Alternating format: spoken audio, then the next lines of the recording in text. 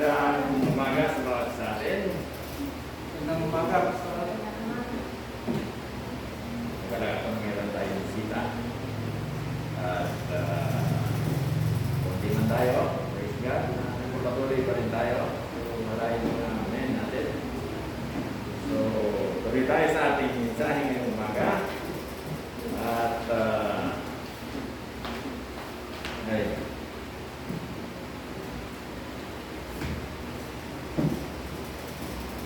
So,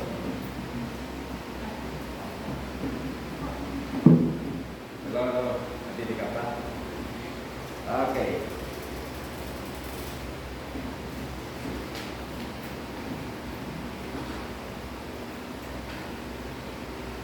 Bisa na kayo ha? Alam mo ito ang ating mensahe. Nangangarap ako magkaroon ng laptop someday. So, tulungan niya akong manalangin. Kasi hindi ako nanalangin ng laptop. Kaya gusto ko na magkaroon ng laptop. Kasi maganda pag mayroong message na papaking ang nabilig yun. Gusto nila mayroong nakikita. But anyway, hoping na sa ating mensahe, yung attention ninyo ay 99% na makinig ng salita ng Panginoon. So, galay natin yan sa Panginoon. Yung cellphone, ako hindi stricto na nakikinig ng worship, gumagamit ng cellphone. Provided na gagamitin nyo ng pan-record o kaya dyan nyo i-outline yung message. Maganda. Pero kung gagamit kayo na matutugso kayo na mag-scan ng social media, itago na muna ninyo. Kasi sayang naman, nagsakripisyo tayo for the whole week. Ngayon, yun lang na inaalay natin ito sa Panginoon. Di matutugso pa kayo na mag-scan. Bigyan natin yan sa Panginoon. Kasi all throughout the week, you have a free time na gawin yung mga schoolwork natin, sa social media na tinitingnan natin. So ngayon, ibigay natin sa Panginoon. Kung gagamitin niyo yan, gamitin niyo para sa Panginoon. Ngayong Sunday. Ngayon, bago ko pagpatuloy ang mensahe, meron tayo short update. Tinanggap na ng ating speaker, Pastor Kenneth, yung paging speaker sa ating Thanksgiving Day sa December 26.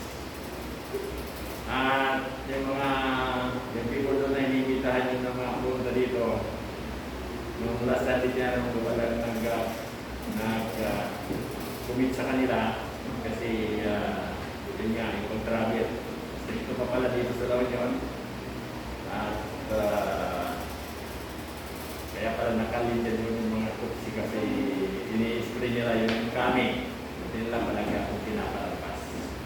So, yun lang ang problema nila. Basta nila parang yung pabaksin na yun. Parang yung pabaksin na. Yan sa inyo dito ang baksin na. Baksin na kayo Baksin na rin ako. So, pero sad to say na ayaw ko na magpasikundo dahil sa naranasan ko na side effect. Last Sunday, pagkatapos ng service, inatake ulit ako almost 10 minutes. Hindi ko magkapana kung paralyzed, paano ko, kaya mabuti na lang nadadala siya ng hot compress. Pag hot compress ko, medyo nawawala. Pero, tanda yun, throughout the week, boot na yung meron, pero hindi na masakit. Para lang na nararamdaman ko na iba. Hoping na, almost a month na ngayon, hoping na wala nang mga susunod na eksena. Kaya sabi ko ayaw ko na magpa-second dose. Kasi may nag-warning na sa akin. Huwag ka na magpa-second dose. Sige, sabi ko. Ayaw ko na rin. So para sa ngayon, yung ating COVID, although sa Manila maluwag na, hoping na yung bagong variant din makapasok sa Pilipinas. At dito nga sa lagi medyo stricto dahil sa ibang lugar okay na. Pero dito talagang ini-stricto pa nila yung mga incoming. So, most probably may mga kaso pa dito na gusto nilang mapigilan. Ngayon, ang ating mensahe, gusto ko ituloy ang series of message from the book of John. Yung topic natin ngayon ay sana panalangin ko na magbigay ito ng tamang kaalaman, encouragement sa atin dito. Although most probably, kaya kung hindi ko alam kung napakinggan nyo na ito, but kung napakinggan nyo man na ito, hoping na nandiyan pa rin yung attention nyo at magbigyan natin papuri ang Panginoon through His Word. So, ang topic natin ngayon tungkol sa bautismo ni Juan. Baptism of John the Baptist. Since nandito tayo sa series of messages from the book of John, so ayaw ko naman na palampasin ito. Dahil yung baptism na topic sa ating mga Greek believer, ito'y napakahalaga. Alam natin na lahat ng mananampalataya ngayon na they are so-called Christian, nagpa-practice ng water baptism. Iba't iba nga lang ang dahilan kung bakit sila nagpa-practice ng ritual na water baptism. Tayo ng mga Greek believer, we don't practice water baptism, but we believe na nangyari yung water baptism. Napakahalaga yung ganyan na teaching noong paman sa Old Testament, sa panahon dito si Kristo. Pero bakit hindi tayo nagpa-practice ng water baptism? Ayun, ay basta inyo, alam nyo na, ang dahilan kung bakit hindi tayo nagpa-practice ng water baptism. Hindi ba man clear, gusto ko na ma-enhance ang inyong kaalaman tungkol sa water baptism. At madagdag yung ating kaalaman kung bakit si John the Baptist nagbinyag siya. At karamihan ng mga mananampalataya nila ngayon, dito nila binabase ang baptism nila. Lalo ng mga baptist. May mga baptist na yung baptism nila, inuugnay nila sa pag-baptize ni John sa Panginoon Hesus Kristo. So, napakaraming religion ngayon. Ang tinatawag na Christian religion. Para for the sake of ating introduction, alam natin na ang word, maraming klaseng religion. Mayroong Hinduism, mayroong Buddhism, mayroong Shintoism, mayroong Christianity, mayroong Islam. Yan ang five major world religion. So ang Christianity, isa lang yun sa sanga ng world religion. So, yung Islam, ang pinakamatanda din yung Buddhism. Ang Diyos nila, napakaraming Diyos. Okay? Yan ang Buddhism. Ngayon, yung Islam at Christianity at Judaism, parang isa lang ang pinanggalingan niya. Nauna yung Judaism, galing kay Abraham, at may pinanganak si Kristo, nagkaroon ng Christianity.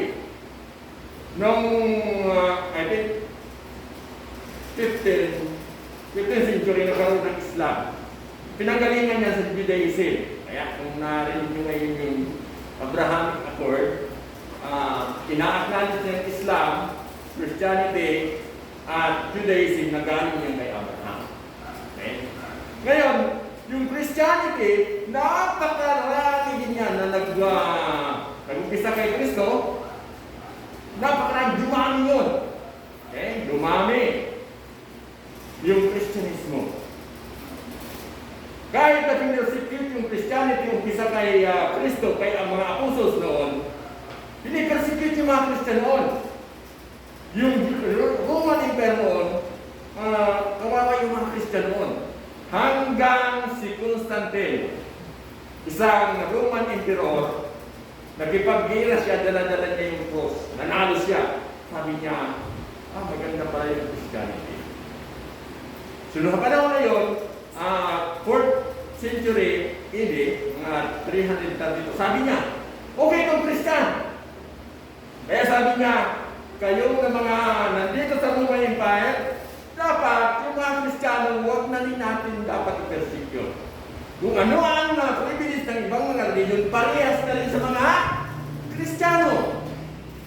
Hanggang sa dumating sa punto na, okay, yung Kristiyano, dapat ito na yung official na religion ng Roman Empire. Sumaluwag na yung mga Kristiyano, hindi niya pinipersecute. Kasi, pare-parehas yung privilege, kaya nagkaroon ng maraming privilege yung mga Kristiyano at tinanggap ng Roman Empire as official religion. Di ba napakaganda, no? Di ka na i-persecute. Meron ka ng privilege.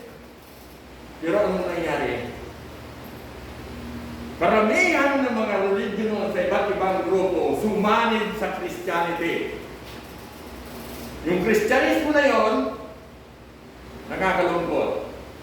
Hindi na based sa Biblia. Diluted na. Kaya nagkaroon ng iba't ibang klaseng pagsamba sa loob ng Christianity. Yung Christian noon, piling makipagira dahil under na ng Roman Empire. Malungkot na, di ba? Meron sa panahon na yun na yung Islam, inangkod niya ang buong halos yung Roman Empire noon, nakuha ng Islam. Nakikipagira yung emperor noon, ginagamit yung pangalan ni Kristo. Dumarating sa punto na kahit mga bata from Rome going to Jerusalem, tinatawag na Children's Crusade. For so many years, ang daming namatay po ng mga bata maliban sa mga sundalo ng crusade. Ganyan ang klaseng Christianismo noon. Okay? Hindi na ginagamit ang Biblia as their final authority, subalit may isanang leader na yun ang final authority. Kakalungkot yung nangyari sa Christianity, na-delude siya. Hindi na naging authority yung scripture, subalit yung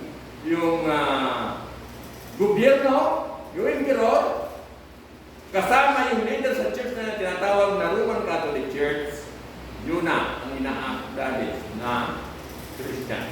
Pero sa history, church history, maraming mga Kristiyano na hindi nagpailalim sa umbrella ng Roman Catholic Church. Okay? Marami. Yung Orthodox Christian, hindi yun. At marami pa. So, kaya kung nakakarinig kayo na, kayong mga Protestante, galing naman kayo sa Roman Catholic. Hindi po yung totoo. Okay? Yan lang ang kanilang iniisip. So anyway, yung Roman Catholic Church, isa sa mga doktrina nila na napakahalaga yung bautismo sa tubig. Ano ang maniniwala ng Roman Catholic Church sa bautismo sa tubig? Yun ang gateway na maging kang Kristiyano. Yun ang paraan para ang isang bata maging Kristiyano. Meron silang saving sacrament. Unang-una, dapat binyagan ka para maging kang Kristiyano. Kahit walang kamali-mala yung bata sa kanila, maging Kristiyano yun. Yung kanyang original sin, pag bininyagan ka, yun ay papatawarin ng Diyos. First stage yun. Unang sacrament. Pangalawa, pag 11 to 12 years old ka na, dapat i-confirm ka. Hindi yung pare, subalit yung obispo. Okay? Kasi step by step ang baging Kristyanismo sa kanila. Ano pa? Pag tinawag ka na maging pare, isang sakramento yun. Pag nagkasala ka, dapat mag-umpisal ka sa pare bago ka mag-take ng Lord's Supper. Yung Lord's Supper, yung mag-umpisal, isang sakramento yun. Pag nag-take sila ng Lord's Supper, ang paniniwala nila at the time you are taking the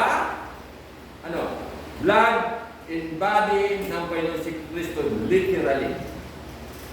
Then, pag mamamatay ka na, dapat kunin mo yung pare, papuntahin mo doon sa mamatay para magkumpisal siya. Kung mayroon siyang basbasan siya ng pare. Hindi pa rin sigurado yung kaligtasan noon. Habang nakaburol, dapat panalaginan yun. Praying na ang kanyang kaluluwa habang na hindi pa umabot ng 9 days, 40 days. Nandito pa yan sa lupa, nakapunta sa langit, matahimik. Pag-isaan pa siya sa pare. Para, pag nasa purgatory siya, magkaroon siya ng assurance na unti-unti mapupunod siya sa Eden. Yan ang history. Hanggang ngayon, pinapraktis niya. Ang tanong, yung bautismo ba na yun? Na niya, ginamit nila, ayon pa sa Biblia? Hindi. Okay. Although, yung rituals, nandun yun sa Biblia, pero yung main, nasasabihin niya na yun ang maging way para maligtas ang isang tao, maging Kristiyano. Hindi yan ang paraan. So yan lang. At sa Roman Catholic na, at sa mga sunod, yung maraming mga Kristiyano, yung Lutheran, yung Anglican, yung Baptist, at iba't ibang mga Kristiyano yun na nagbitawan, nag-practice na water baptism. Iba't iba nga lang ang dahilan. Ang iba biblical, ang iba para maging leader sa church. Ang iba biblical for the forgiveness of sin, but it is undispensational. In other words, hindi nasa panahon na dapat gamitin mo yung tubig para, kasi sabi sa Mark 16:16, repent in viva, diba? For the remission of sin. Okay? Kinakailangan yung repentance, hindi nyo para mapatawad ka sa iyong kasalanan.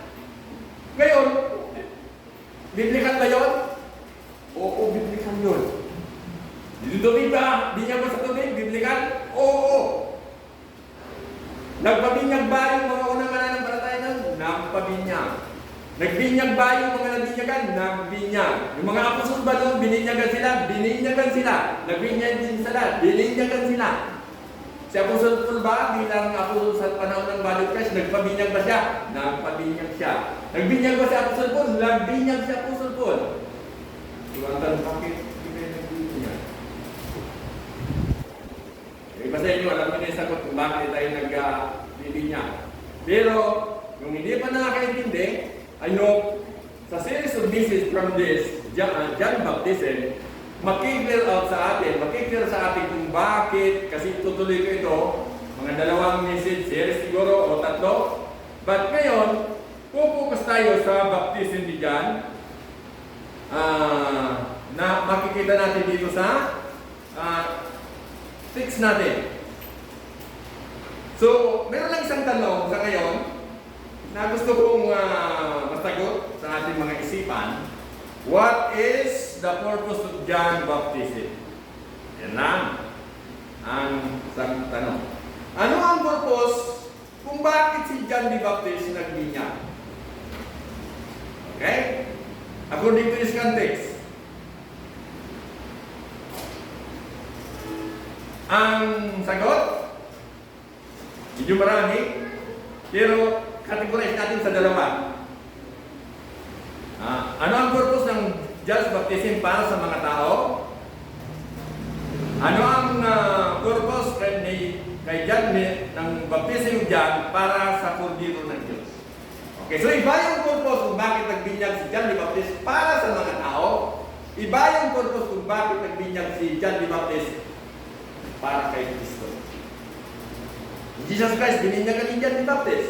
Minsan yan ang ginagawang reasoning ng ibang nagbibinyag. Sabi niya, si Kristo nga nagpabinyag, ikaw hindi ka magpapabinyag. Binamatayan nila. Halos lahat nagpabinyag, bakit kayo hindi nagbibinyag? Sabi nila, ay, hindi yata totoo ang tinuturo niyo. Yan ang pinigil sa mga grace believers, sa grace movement.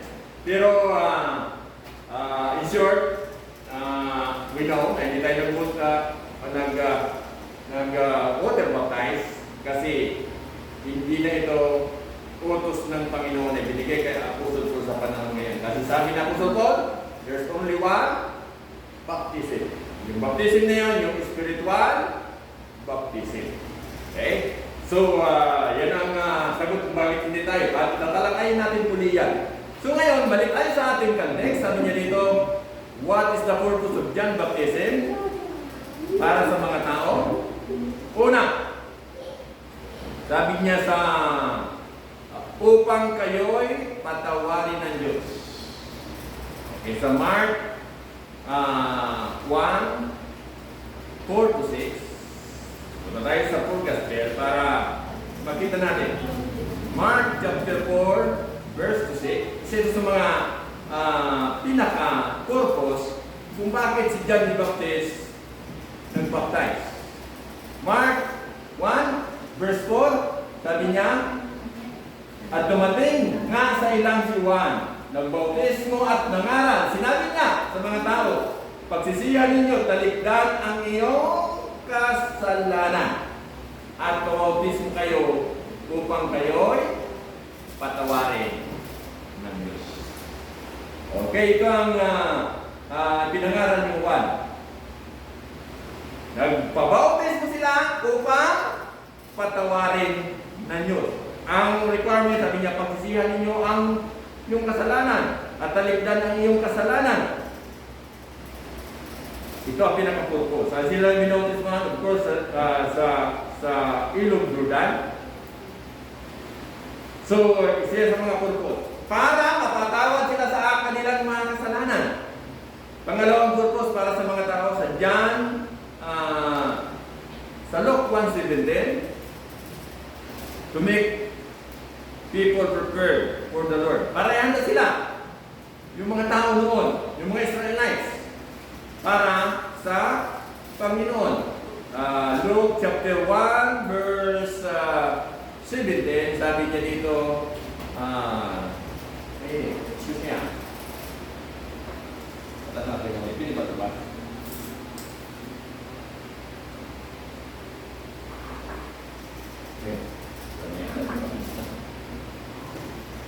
Okay, Mark 1:17. Okay. Nakuha na ako. Sorry. Sabi niya, to make people prepared. Luke 1:17, sabi niya, mauna siya sa Panginoon. Taglay ang Espiritu at kapangyarihan ni Elias upang pagkasunduin ang mga ama at mga anak.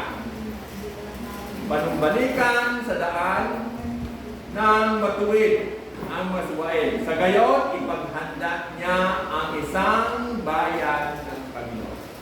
So, ang pinakaputos ng para ihanda yung bayan ng Panginoon, yung Israel.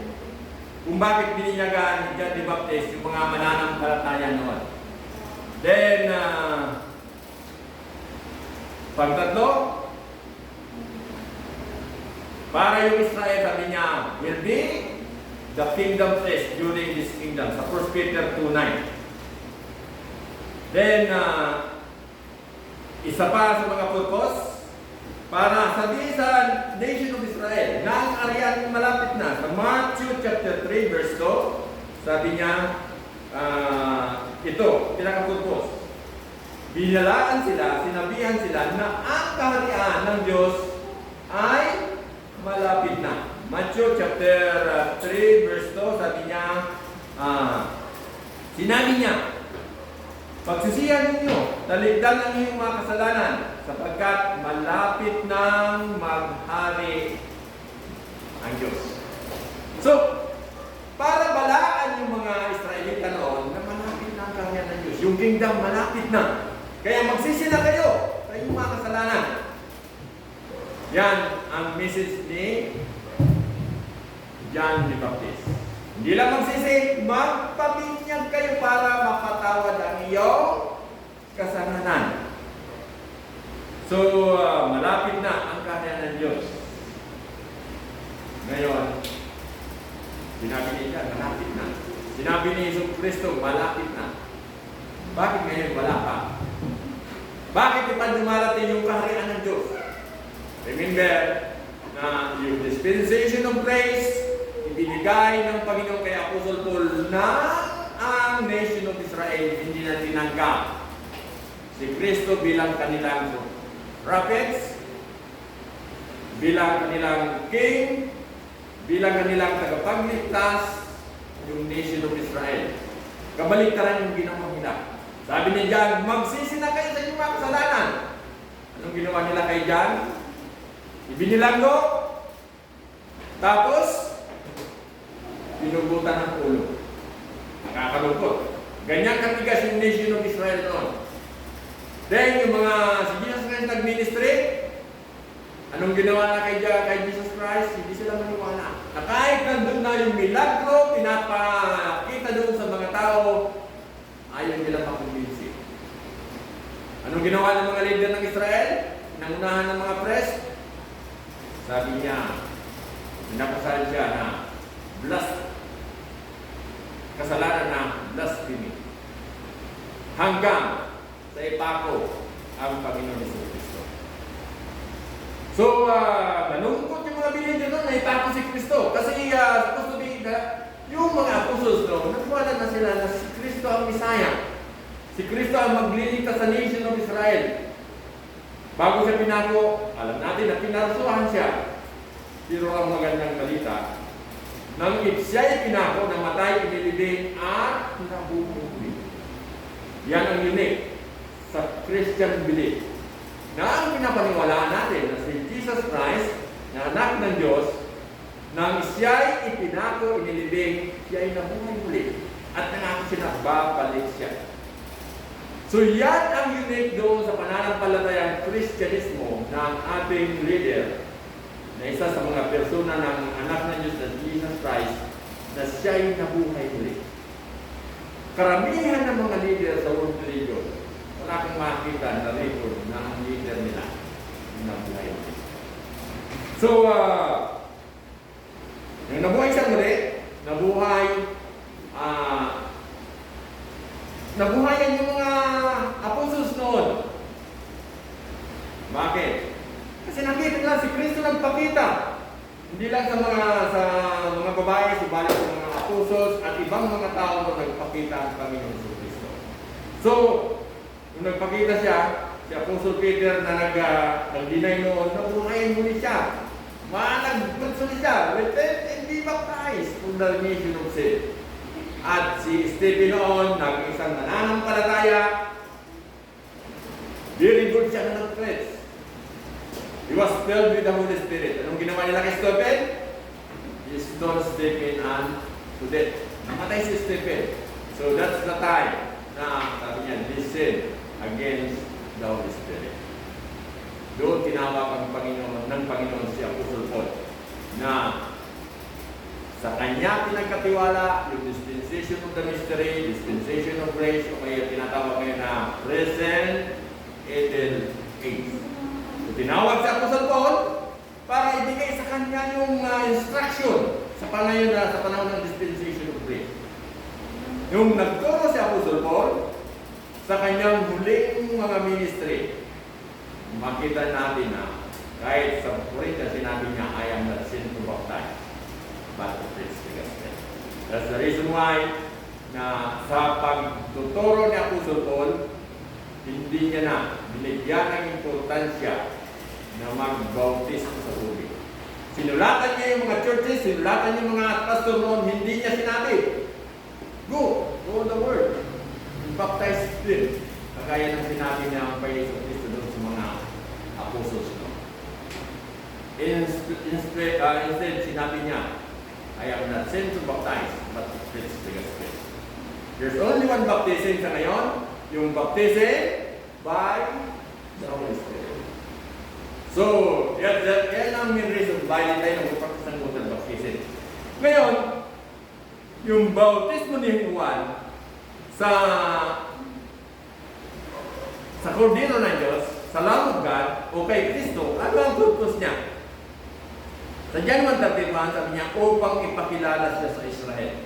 John 1:31, balik tayo sa ating scripture. Si John nagbaptize kay Jesus Christ, sa Kordero ng Diyos. Sabi niya dito, sa verse 31,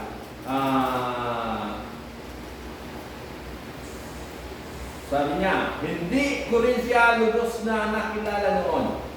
Bagamat ako'y naparito nagbautismo sa tubig upang ipakilala siya sa Israel.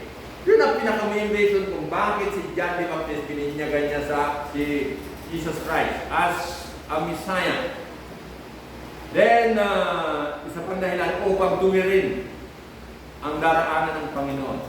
Sa John 1:23, sabi niya, sa John 1:23, sumagot Juan, ako ang tinig ng isang sumisigaw sa ilang, tuwirin ninyo ang daraanan ng Panginoon. So si John the Baptist, para yung mga Israelites noon, may handa sila. Na nandiyan na yung Misaya, magsisinyang kayo. Malapit na ang kaharian. Kaya, isa yan sa mga purpose ng si John the Baptist, bininyagan niya si Jesus. Then, upang matupad ang kalooban ng Diyos, sa Matthew 3, verse 13, sabi dito, sa Matthew chapter 3, verse 13, sinabi dito ni Matthew, upang matupad ang kalooban ng Diyos. Sabi niya sa verse 13, si Jesus ay dumating naman sa Jordan mula sa Galilea at lumapit kay Juan upang pabautismo. Sinansala siya ni Juan. Nangika, ako po ang kailangan bautismuhan niyo at kayo po ang lumapit sa akin. Ngunit tinugon siya ni Jesus, hayaan mo itong mangyari ngayon sapagkat ito ang nararapat nating gawin upang matupad ang kalooban niyo. So, nung lumapit si Jesus Christ, magpabautismo si kay Juan, ayaw sana ni John the Baptist. Dapat ako ang binyagan ng Panginoon. Pero anong sabi ng Panginoon si Kristo? Hayaan mo muna itong mangyari para masunod ang kalooban ng Diyos. So, yan ang purpose kung bakit ay si John the Baptist, bininyagan niya si Jesus Christ. Then, pangapang na rason kung bakit bininyagan ni John the Baptist si Jesus Christ, yung Kordero ng Diyos, sa John chapter 4, 1-2, upang turuan ang mga alagad na magbautismo. Ganda ng photos dito, upang turuan sila.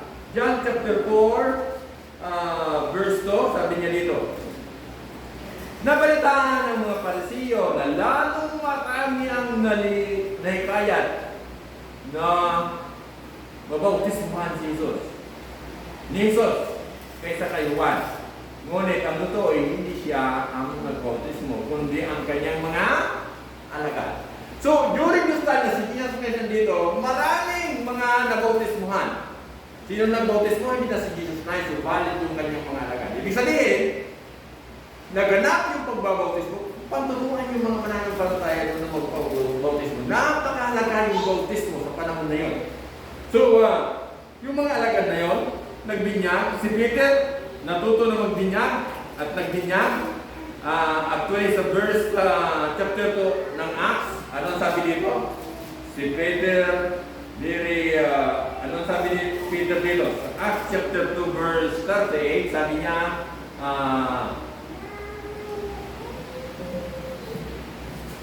anong ginawa ni Peter? Sabi niya, sumagot si Pedro.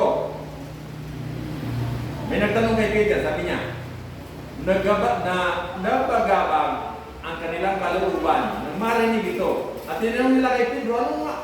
At mga apostol, mga kapatid, ano ang gagawin namin? Sumagot si Pedro, pagsisiyan ninyo at talikdan ang iyong kasalanan at magpabautismo kayo sa pangalan ni Jesucristo upang kayo patawarin at pagkalooban sa inyo ang Espiritu Santo. Okay, napakalaga yung bautismo dito. Para sila'y patawarin, magpabautismo upang yung banal na Espiritu ay manahan sa kanila. Yan ang bautismo ni Peter sa Acts. So, natuto yung mga apostles noon, yung mga mananampalataya, hindi lang yan. Sa chapter 8, ganun din. Verse 12, yung isang eunuko, binindigan dito ni sa chapter 8, verse 12, napakaganda yung eksena dito tungkol sa bautismo. Tingnan natin. 8 verse 12, sabi niya,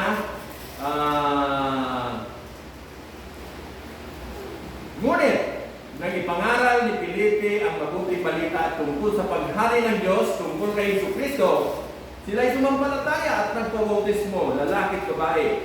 Pati si Simon, sumampalataya rin at nabautismuhan at palaging sumasama kay Felipe. Umanga siya nang makita niya ang mga nabautismuhan. Okay, so si Philip, binautis po niya si isang mananampalataya dito. Then sa 36 verse hanggang 38, sabi niya dito sa isang eunuch, nang in-evangelize siya ni Philip, sabi niya, nagpatuloy siya sa paglalakbay at dumating sa isang lugar na may tubig. Sabi niya, may tubig dito. Sabi ng eunuch ko, ako ba'y hindi pa maaaring bautismuhan? Sinabi sa kanya ni Felipe, maaari. Kung sumampalataya ka ng buong puso, sumagot siya, sumampalataya na si Jesucristo ang anak ng Diyos. Pinatigil ng eunuch ang karwahe, lumusong silang dalawa sa tubig at binautismuhan siya ni Felipe. Ganyang kahalaga yung bautismo noon. Just imagine, kasama ni Felipe, yung isang eunuch, in-evangelize niya, nangis siya muna ng panatay. Nang dumaan sila sa river, may tubig, sabi, di ba ako pwedeng bautismuhan? Pwede, sabi niya. So right away. Sabi niya, kung nampalataya ka, dapat bautismuhan ka. Instantly at the time, bininyagan siya. Bakit? Ganito. Napakahalaga yung bautismo noon for the remission of sin. Yung mananampalataya nun, pag hindi binautismuhan, hindi makukumplito yung kanilang kapatawaran. Pananampalataya at bautismuhan at sila ay mapapatawad sa kanilang kasalanan. Yan ang pinaka-main purpose noon na itinuro ng Panginoon kay John sa mga apostol. Ito yung si Apostol Paul.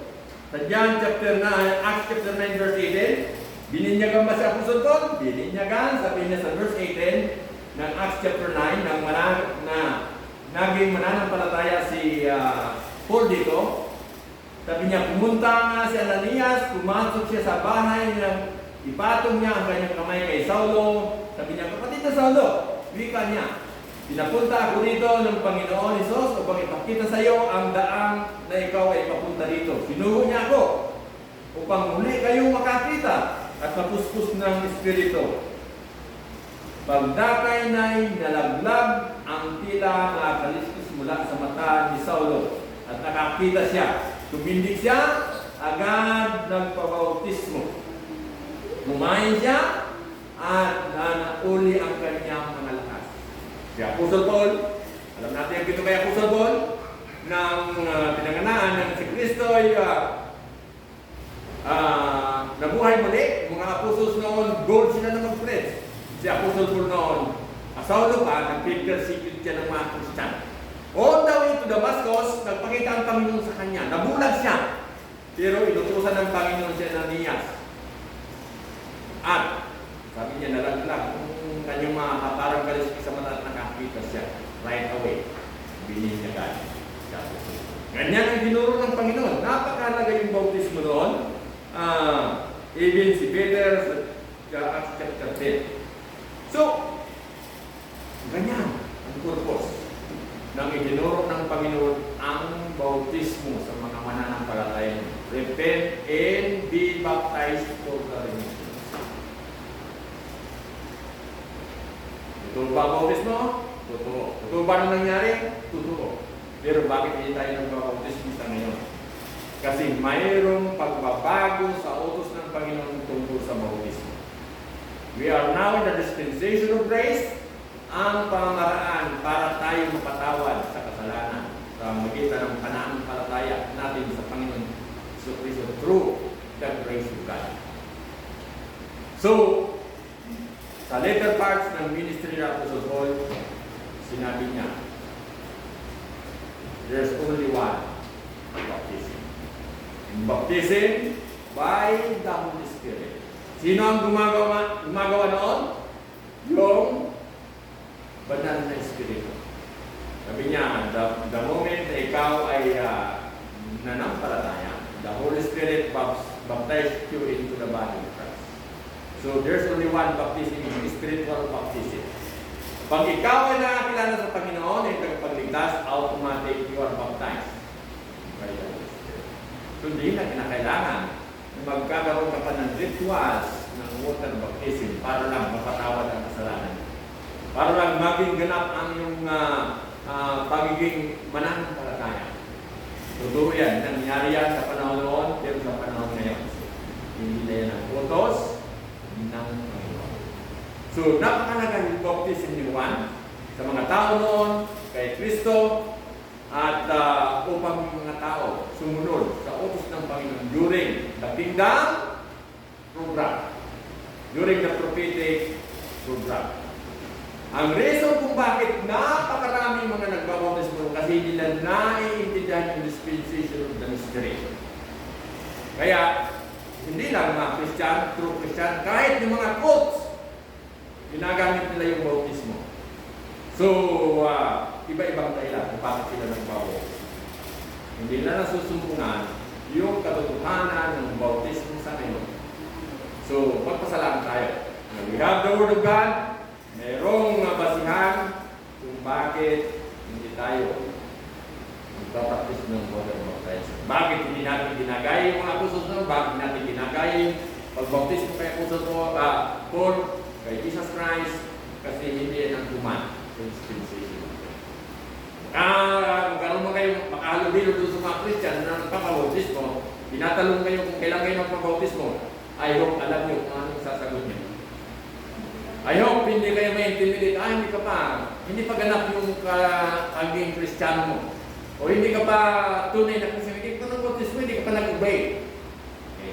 Kaya sa kanila, ang reason kung bakit sila nag-bautismo, obedience lang. Sa kanila, ang reason kung bakit nag-bautismo, membership sa church. O dahil iba, biblically yung pinapaniwalaan nila na para mapatawad ang iyong kasalanan. Pero nakakaloko na yung utos na yon during the kingdom message, kingdom program. We are in the dispensation of grace. So, pag nabasa ito dyan, tungkol sa baptism ng Juan,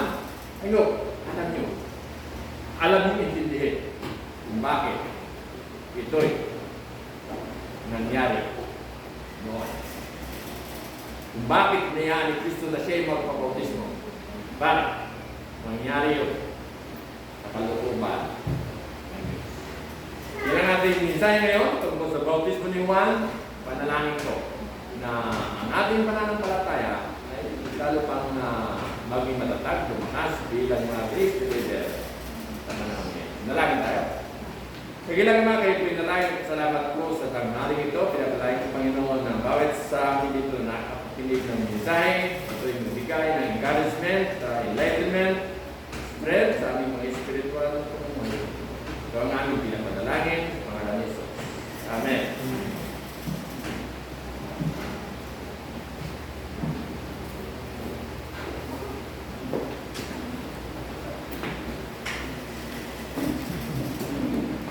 Let's